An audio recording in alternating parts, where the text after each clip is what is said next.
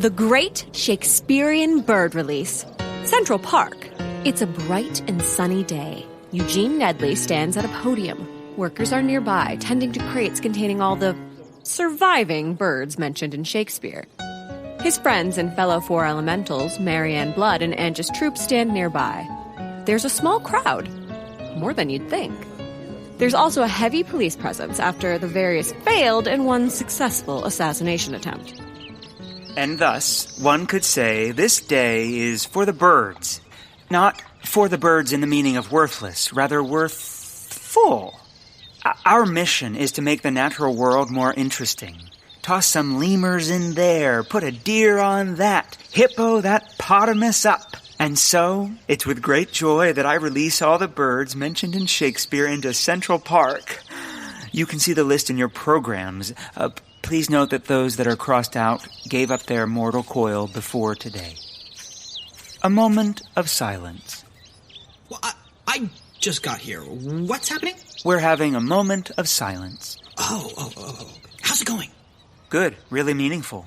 Are you selling mashed potatoes? What? No, I'm trying to... Is this because someone said that there were mashed potatoes here? Sir, please, we're right in the middle of I have some potatoes. Are they mashed? They can be. Maybe we could... Mash them together? I'd like that. Oh, you. Oh. Huh. So, that's the moment of silence. I'm sure that was... Let us away. To the priest! Oh, you've made me so happy. Yep. And so anyway, the birds. Let's bring it around. See, bring it all back up here to me. And Shakespeare, the fellow we want to celebrate. He wrote all those plays and sonnets, and according to some sources, the menu for Pickworm's alehouse. The description of the mutton, very Shakespearean. Shakespeare created a real explosion of words, a theatrical explosion, not a real explosion like the one that killed Tommy Wilcox's father at the Battle of Wilderness. No, don't. His pieces are in a better... let's get to the birds. So in the immortal words of Shakespeare... What do you read, my lord? Birds, birds, birds. So they were supposed to flap... And in a late-cued whoosh, the birds were released. They were confused and upset, and they flew into the air and into trees and into people. It was a terrible sight. People ran in all directions as the birds collided in the air, and even an eagle carried off a small orphan. Eugene, Anjus, and Marianne took cover under an oak tree as the cops worked to shoo away the birds. Overall, I'd say it was a success. The starlings look really healthy. A dead bird fell beside them. Not that one, but the other 20. It sure happened. That's something. I just wish Hiram was here. Why couldn't he have gotten stabbed to death next week? Not that that's ideal. It'd be best if he wasn't stabbed to death until he was 80 or... I know it was a good speech. We're all emotional. I just miss him so. But I must be strong. When his killer is brought to justice, then I can grieve properly. I must hold my head up high and push through. Like when I got stuck in that vat of porridge. But you didn't push through. We fished you out of it after you'd swallowed 2 gallons of oats. Well, I was very logy, and then Kellogg kicked me right out of his health spa. Apparently I'm a contaminant. What did you learn from the gangs? Only that you never bump a Bowery boy. But I will try again. Apparently, the Blowhole gang has a new swanky lair somewhere. I'm sure I can suss it out. Be careful, Marianne. We don't want some goon getting his paws all over you. I'll do what I must. If need be, I'll get into the filth. If it's dirt you want, I know this mud patch in the sheep's meadow. I should follow up. Also, there won't be a public service for Hiram. My parents do not feel it's worth coming up from Texas. Apparently, travel bores them, so He was their only son. You know they disowned him when he chose ichthyology. He had to be a self-made scientist. They cut him off, except for his normal allowance, and paying for the brownstone, and presents, and that line of credit. But other than that, he earned everything for himself. Well, college, I sold poems to put him through, but he did it all himself. He was... Excuse me, you need to clear the area. The birds are very angry. A flock of sparrows have formed the shape of a fist. They're going around punching people. Oh, they do that when they're happy. I don't think that's... Oh, no. They're headed this way. Oh. Save yourselves! Run! They're tiny bodies. No! Oh, they've one little giant fist. It hurts. And as the police officer was beaten by an avian fist block, our heroes split up. Marianne, before a return trip to the gangs of New York, stopped by the funeral parlor to see her brother one last time. You will not have died in vain, brother. I'll make sure of it. Lubbins will be proven a criminal. All of Big Whale Oil will be. She turns and sees a man watching from the doorway. Who are you? A Blubberton spy? A blowhole goon? Announce yourself. Just a local pervert. I get my jollies watching dames talk to stiffs. Now I'm the stiff. Boing, ta-ta. Oh, yeah, that's really... Hate this city. Goodbye, Hiram. The Mistress of Fire will burn bright enough for the both of us. I will fulfill your dream. I will see Lubbins burnt. But he was not burnt yet. In fact, the very next day, Blubberton CEO Henry B. Lubbins III had a meeting with Anjus and Eugene. His office was massive. The room was made of dark panel wood with various animal trophies hanging from the walls. There were also large paintings of money in various locations, stacks of greenbacks posing in front of the pyramids or the Grand Canyon. He wanted to celebrate the great wonders of the world with his favorite thing, profit. His enormous desk was made of pure scrimshaw. Behind him was mounted the full head of a sperm whale.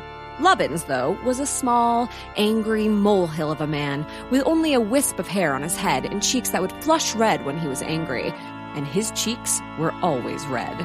Eugene and Anjus entered the office and walked toward Lubbins' desk, but before they could say anything, Lubbins jumped to his feet and charged forward at them.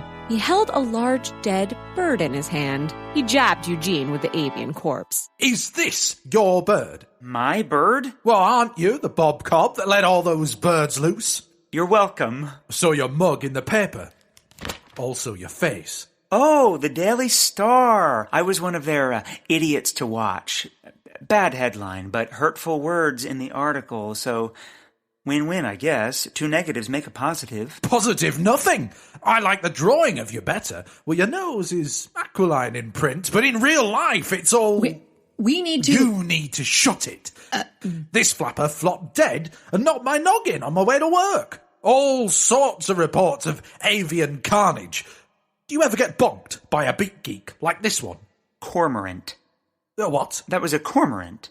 Mentioned in Love's Labour's Lost. Well, my Love's Labour boot is going to get lost up your backside. And I'm extra grumpy because a pair of some such tweeters all nested up in the tree outside my window. And they tweet all day and all night. And I can't get no goddamn sleep because of all the tweeting, non-stop tweet storm. Probably starlings. Well, them noisy worm lovers won't stop. But they're mentioned in Shakespeare. He writes about how annoying they are. And what happens when those tweets have baby tweets who tweet the tweet all tweeting day, and they have the babies, and it's tweet until I get a rifle and come looking for Mr. Bird Lover. That's a tragedy for Mr. Bird Lover. I assume you mean Armand Bird Lover. He owns a small dry goods store. His nuts are very salty. Salty nuts ain't the friggin' peach I'm battling about. I'm talking you and your birds.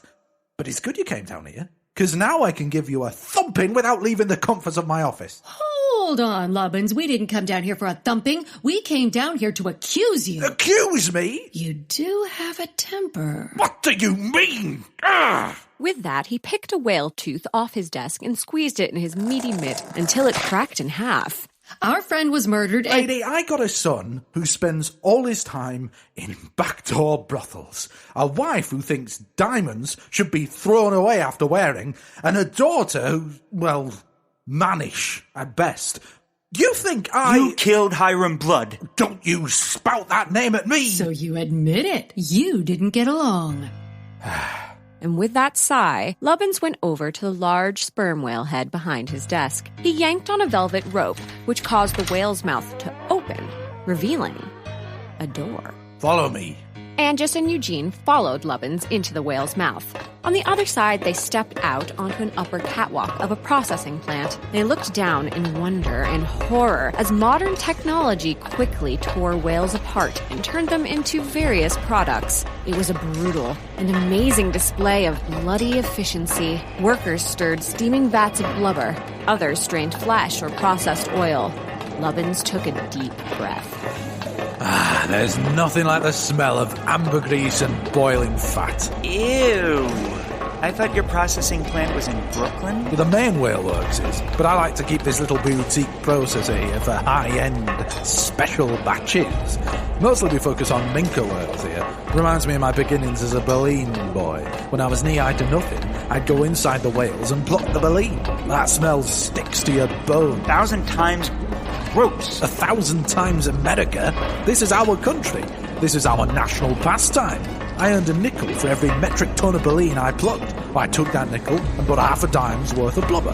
I flipped that blubber for a quarter. I used that quarter to buy my first dinghy. I used that dinghy to ferry prostitutes to whalers on long nights. And I used that scratch to buy my first whaling ship. And with that... You earned your fortune. No, I went bankrupt. But then I married an heiress. Now I'm the number 3 whale man in the world. But Hiram Blood thinks because he tooted round the ocean, he knows best. But whale oil powers America. We light our homes, heat our houses, oil our wool, style our hair, create perfume and make margarine with it. Even these blubber bars. Lubbins then unwrapped a small rectangular bar of pure blubber and took a bite. Pure cholesterol, and it stirs the male urethric loin juices. But whales have faces and... A third of American jobs connect to big whale. If we stopped, the economy would collapse.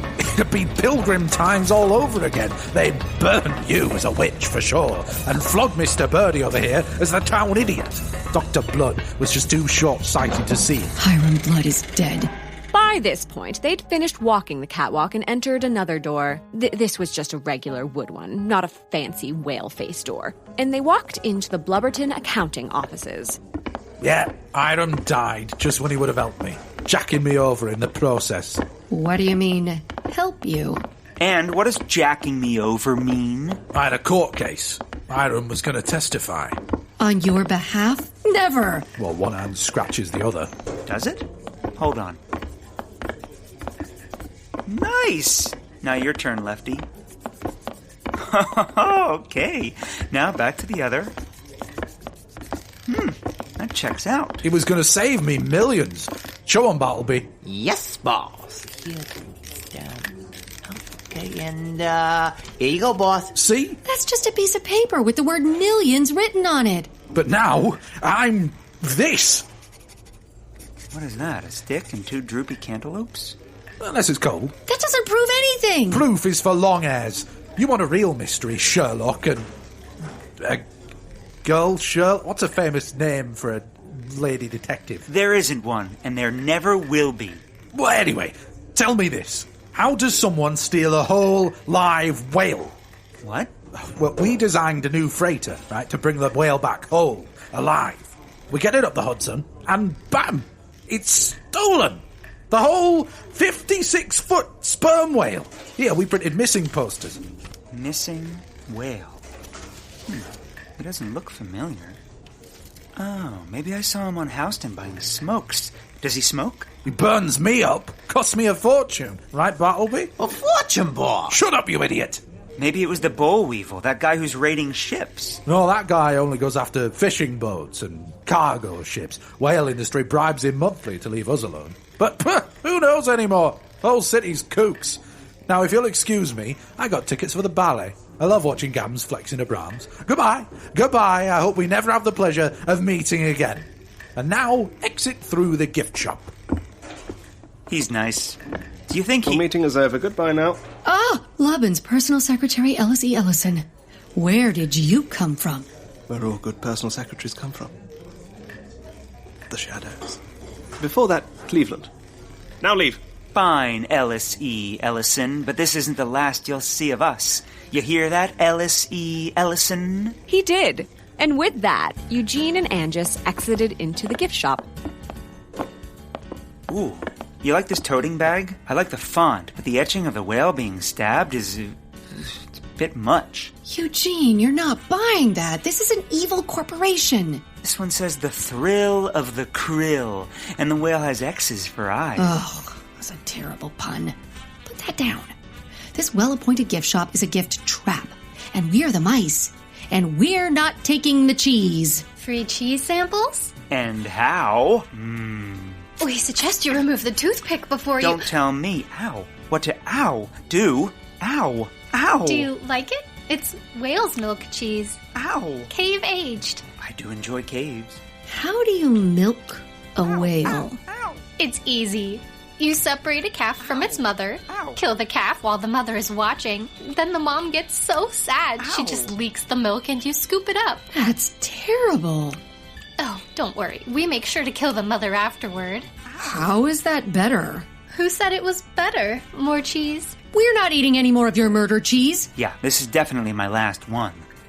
After this one... We're not funding your terrible corporation by buying any... Oh, humpback soap. That really cleans the pores, and my skin has been a bit ashy. After a few more samples, Anjus and Eugene left Blubberton with only a couple of purchases. I mean, it's not like we're pro-whaling just because we... Exactly. I mean, it's just... You really can't purchase anything without supporting some sort of terrible group. American Express blew up all those orphans, and the Cowabungus Corporation is also... Sure, of course. Wait. Why? No, not that way. Let's avoid walking by Castle Clinton. When I was a girl, there was, so many burning clowns. What? Nothing. I helped Marianne's descent into the underbelly of sin and vice yielded more answers. Let's wait for her in my greenhouse. This way. Later that evening, at the greenhouse, Anjus tends to her plants. Eugene has fallen asleep in a mushroom patch. She inspects a rather robust sapling. She lets her hand run up and down the trunk. She lets her lips brush against the branches and catches a leaf in her teeth. I can taste chlorophyll. Your burls are so... I feel that it's been so long. Hello? Nothing. Nothing. Hello? They could pave over the whole Bowery for all I care. Oh, Marianne. You're late. Am I? Does my hair smell like opium? I'm not sure. But I am experiencing a slight euphoric high, and I want to listen to rag music. And why is it an opium den? It's not very den-like. The places I've had to stoop to enter in the quest to find information. Deplorable. What did you discover? Apparently, the Blowhole Gang is run by a female pirate named Penny. Their lair is still a mystery, but apparently it's very snaz. Also, the Dead Rabbits are more Republican than you'd think, and the Velvet Spankers give as good as they get. I made a real faux pas, and now my face and bottom are red. There's also been a rash of missing taxidermists or something. So, there you have it. I'm a failure, and it's all... it's hopeless, Anjus. It's just... Hiram was... the best. I know you and he had the broken engagement. We did. We had our reasons. Right. Still, he never really recovered. Not from that or the eel bites. But they were linked, in a way. I'm not to blame for the Moray incident. Did I say you were? Yeah, kind of. I didn't mean it. You also wrote that epic poem, Anjus. That was unrelated. It was about an evil woman named Anjus who broke the heart of a man who loved rivers. A common plot. Named Gyram. A common name at the time. There was a part where you wrote, and then Anjus is, oh, I meant Manjus. Sorry, ha. I'll change that in the galleys. If I see her, I'll stab her in the alleys. I like how I broke the fourth wall there. Very ahead of its day. I'm a very good writer, you know. Though since I've been writing openly against the Cowabungus Corporation, fewer venues are offering me reading times. But look, Anjus, it's past. You and I, that's water under the bridge. We still have our cabal. The 4 elementals. We truly were 4. Indeed. And the way Hiram was with Eugene. He would take him out back to toss the old flask around like his father never would. Hiram took a shine to the boy. Where is Eugene? Asleep in the mushroom patch. Aren't we all? No, just Eugene. I meant it poetically. Oh, right. But I still don't understand. What are the mushrooms? Never mind. It's just Eugene. Just him. No one else. You'll have to break Eugene's heart one of these days. Unless you and he... Ew! No. No, God, no. Yeah, I didn't think so. Not an option. I need a rugged mountain, not a little dimple. But I should be firmer. Maybe it would do us all some good to get kicked in the face by the mule of reality. Or the zebra of truth. A whole barnyard of... There goes another one of Shakespeare's birds. Rest in peace. What are we doing, Anjus? This group, this whole... Why would anyone even want to murder us? Small cadre of friends, playing at heroics and discovery. We defeated that cursed mummy. Yes, the mummy. But we were younger then, naive. The real problem is out there. Children in factories, or even through the windows of this greenhouse you can see it. There, a crippled veteran begging, dead horses decaying in the streets, birds attacking that old man. And what would you have us do? Act! In 1820, a rogue sperm whale attacked a whaling ship, sinking it. Hiram thought he could talk peace, wait for change. But whale oil only knows one language: violence. I'm not sure Blubberton is behind this. Oh, their lardy fingers are all over everything. Things need to change, but through gradualism. Darwin's finches didn't just transform overnight. We're scientists. You're only a poet. You don't... Oh, I know. I had to crawl toward the vulgar scraps of the arts. There wasn't enough in the kitty for Hiram and me both to go to the Science Academy. So I sold my sonnets on the street. I wrote tin pan rondelles and villanelles to put him through his oceanography courses. I know what I've done, and I know what I am. An artist. A filthy, disgusting artist. That's not what... Don't wave your fake hand at me and call it a handshake. I know what you... I had a bad dream. Oh, Eugene, you're awake. Marianne, you're here. You look lovely as a kookaburra in autumn. Also, you're both squiggly. You didn't eat any of those mushrooms, did you? They're hallucinogenic. Not purple of them, Space Elephant. You are a Space Elephant, aren't you? Not for a long time. Who's this now? Eugene eyed a daisy on the table. That's a daisy. He's saying all sorts of... My mother is a what? You have besmirched me, sir. Will he be all right? It's but a twister toadstool. He'll be fine once he sleeps it off. Gives you crazy dreams and explosive flatulence. It was him. No, that was me. Pardon my wind. Let me walk you home, Eugene. It's only down the way. Really? Really? Have my manly charms finally... Ow, my tushy. Let's get you home. My tummy hurts and I can't taste it. Marianne and Eugene depart with a fart as Anjus returns to her garden of delight. Where were we, my cone-bearing friend? Oh, your needles are so... yeah.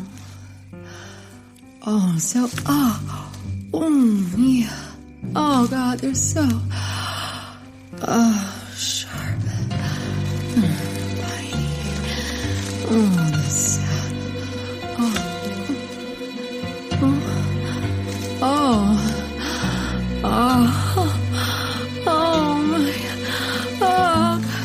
Let's give Anjus Anjus and her plants their privacy, as we find Marianne dropping Eugene off at the stoop of his home.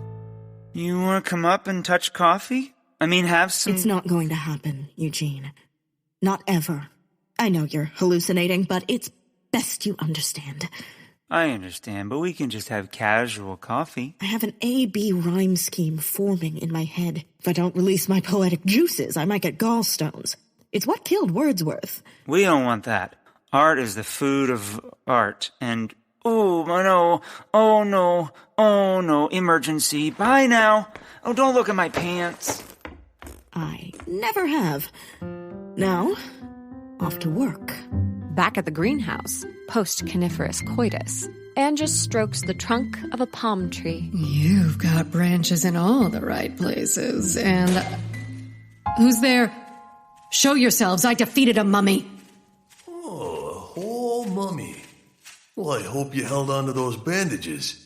You're gonna need them. Show yourself. Ahoy! We're the Blowhole Gang. We heard you've been asking around. Now we're here. But this ain't a social call. Get her! Come on, get her! Hey, that hand ain't a hand. It's ironwood. The hardest wood used to make a prosthetic currently allowed by law. Informative and annoying. Well, you're still no match for 1-on-3. Try me. Look out for that hand. Don't let her get you. Come on. You've tried me. See?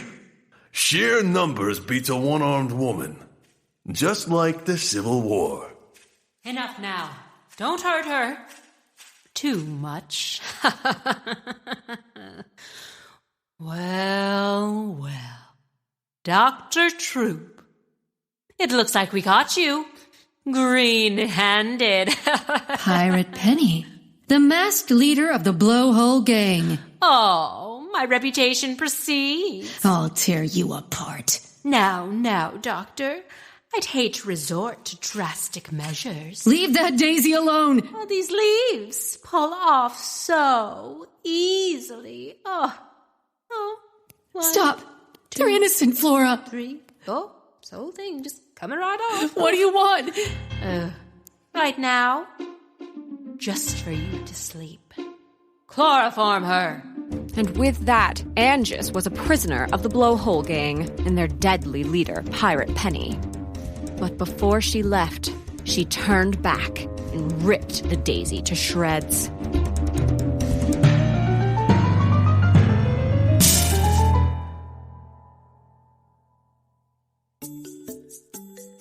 The Landwell Murders is a Roy Gold production. It was written by Jonathan A. Goldberg with music by Matt Roy Berger. It was directed by James Oliva and mixed by Martin D. Fowler. Find the full cast list at landwellpod.com. I'll log on right after I finish my new invention, drinkable pie. It's gonna be big. All the liquid you love about pie and all the drinkability of crust. Yum! Anyway, keep kvetching and call your mother for once.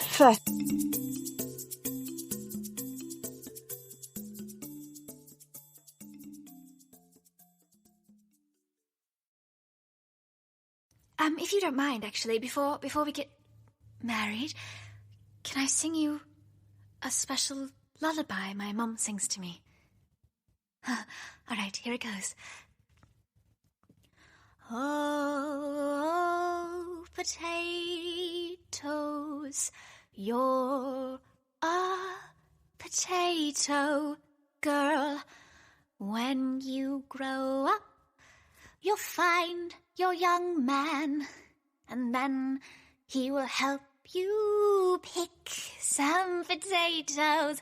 Potatoes, potatoes, watch your potatoes. Don't let a random man grab your potatoes. Once you find the man, the one you will love, then you can mash potatoes. Okay, let's get married.